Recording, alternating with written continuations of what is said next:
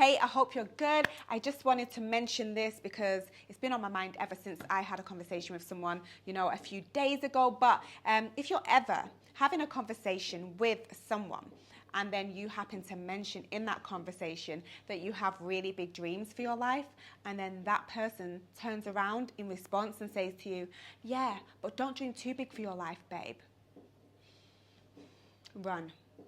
Run from those types of people that are just going to be projecting their small thinking onto you.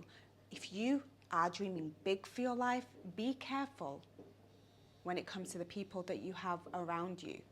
Because people, okay, let me not even get into it, but someone's opinion about you does not have to become your reality. If you are dreaming big for your life, go for it.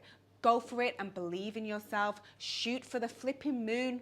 And then even if you miss, you'll land amongst the stars. But don't let anybody ever tell you not to dream too big. Like what?